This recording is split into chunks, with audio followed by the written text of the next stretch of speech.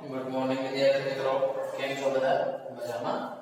ધોરણ 5 ની અંદર પર્યાવરણ આસપાસ. પર્યાવરણ આસપાસનો મિત્રો પેજ નંબર 162 થી શરૂ કરીએ છીએ. પેજ નંબર કેટલા? 162. 162 થી શરૂઆત કરીએ છીએ. જો તેની અંદર ચર્ચા કરો એ આપણે કરી ગયા હતા. જો છોકરીઓ રમત રમવા દેવામાં ન આવે, ભણવામાં ન આવે, પસંદગીના બીજા કામ ન કરવા દેવામાં આવે તો થાય શું? જો આ છોકરાઓ સાથે થાય તો તમને કેવું લાગે? જો તમને કોઈ રમત અથવા નાટકમાં ભાગ લેવા દેવામાં ના આવે તો તમને કેવું લાગે? તમે કોઈ મહિલા ખેલાડી વિશે સાંભળ્યું છે? એમના અને તેઓ જે રમત રમે છે તેમના નામ આપો. રમતગમત સિવાય બીજા કયા ક્ષેત્રોમાં સ્ત્રીઓને સ્વીકૃતિ મળી હોય એવું તમને સાંભળવામાં આવ્યું છે? શું આ સ્ત્રીઓ પુરુષો સમવડી છે? કેમ? તમે એવી કોઈ સ્ત્રી કે છોકરીને જાણો છો કે તમે મોટા થઈને તેમના જેવા બનવા માંગતા હો? સમાજસેવિકા, કવયિત્રી, રાષ્ટ્રપતિ, અવકાશયાત્રી વગેરે. એના પછી છે હવે શું? હવે શુંમાં આફરીન. મારે એટલું જ કહેવું છે કે જો તમારું પોતાનું માટે કોઈ સ્વપ્ન હોય તો તેને પૂરું કરવામાં તમારું ઉત્તમ યોગદાન આપો. સમજાયું? સપનું તમારું હોય તો એના માટે તમારે સારામાં સારું પ્રદર્શન કરવું પડે. ખુશનોર. જો તમારી કોઈ ઈચ્છા કે સ્વપ્ન હોય તો તેની રજૂઆત કરવાની હિંમત રાખો. જો તમે અત્યારે નહીં કરો તો પાછળથી તમને પસ્તાવો થશે. અત્યારે જે કહેવું હોય કહી દો, સમય છે. પછી પાછળ જતા એમ વિચારો કે મેં ત્યારે કંઈ કીધું હોત તો કંઈક આવું હોત એ ખોટું છે. અમે કહ્યું સમાચાર પત્રમાં તમારા બધા વિશે લખ્યું છે.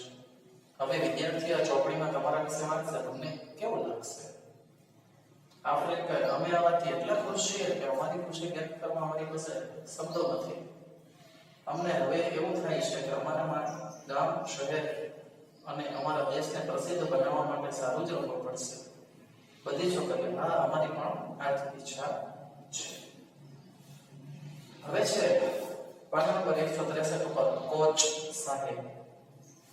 આ ટીમ બનાવનાર કોચ નૂર ખાને અમને કહ્યું, મુંબઈનો આ વિસ્તાર ખૂબ જ ભીડવાળો છે. આ વિસ્તારમાં માત્ર એક જ મેદાન છે.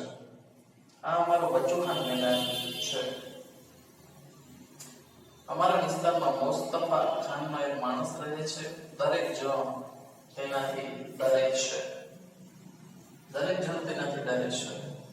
પરંતુ બાળકો તેને ખૂબ પ્રિય હતા, તેથી લોકોએ તેને બચ્ચુ ખાન નામથી બોલાવવાનું ચાલુ કરેલું. ત્યારે આ મેદાન પણ ન હતું, તે ફક્ત કાદવવાળી જમીન હતી. બચ્ચુ ખાન બાળકોને રમતનો અભ્યાસ કરાવતા. અમે પણ તે બાળકોમાંના જ હતા. બચ્ચુ ખાનની નિષ્ઠા અને અભ્યાસના કારણે આ વિસ્તારના ખેલાડીઓ બીજા દેશોની ટીમ સાથે સ્પર્ધા કરવા સક્ષમ બન્યા.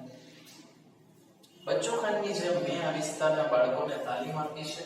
આજે અમારી ટીમમાં ઘણા એવા છે જેઓ આંતરરાષ્ટ્રીય કક્ષાએ પણ રમે છે. કેટલાકને તો અર્જુન પુરસ્કાર પણ મળેલા છે. કેટલું સરસ કહેવાય મિત્રો. નૂર ખાને ચાલુ રાખ્યું. છેલ્લા કેટલાક વર્ષોમાં અમે છોકરીઓની ટીમ પણ બનાવી છે. અમારી ટીમની છોકરીઓ મહારાષ્ટ્ર રાજ્ય માટે રમે છે. તેઓ સારી શિસ્તબદ્ધ રીતે રમે છે. અમારા છોકરાઓ અને છોકરીઓ જુદા જુદા કુટુંબમાંથી આવે છે. કેટલાક ગરીબ ઘરના તો કેટલાક ધનવાન ઘરના છે. કેટલાક ઉર્દુ માધ્યમના તો કેટલાક અંગ્રેજી માધ્યમમાં ભણે છે. પરંતુ એકવાર અહીં આવ્યા પછી તેઓ એક ટીમની જેમ જ વર્તે છે. એકતા એ અમારી ટીમનો જીવન મંત્ર છે. સમજાણું? એ જગ્યા કેવી છે, એ મેદાન કેવું છે, એ માણસો છે એ કેવા હશે જે મુંબઈ જેવી ગીચ વિસ્તારની અંદર પણ એક મેદાનની અંદર પોતાની સિદ્ધિ પ્રાપ્ત કરવાની ઈચ્છે છે. સમાચાર પત્રનો અહેવાલ કહે છે, અફસાના તેની માતાએ બનાવેલી જાતિની દિવાલને કૂદી ગઈ હતી. તમે જાતિ પૂર્વગ્રહ એટલે કે લિંગભેદ દ્વારા શું સમજ્યા? વિચારો અને તમારા શબ્દોમાં લખો. આપણે શું શીખ્યા? છોકરા અને છોકરીઓ માટે રમતો અલગ હોવી જોઈએ. તમે શું અનુભવો છો? વિચારો અને લખો. જો તમને તમારી ટીમના નેતા બનાવવામાં આવે તો તમારી ટીમને કેવી રીતે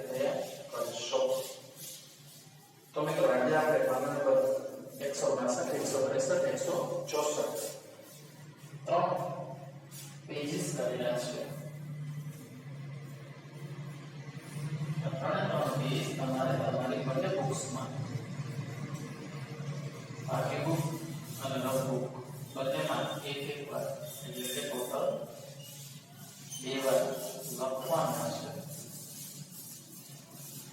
સુવિધા ગોળર તમને મિત્રો તો ચાલો મળશું આવતા નેક્સ્ટ વિડીયોમાં ત્યાં સુધી બધા જ મિત્રો રહો સુરક્ષિત રહો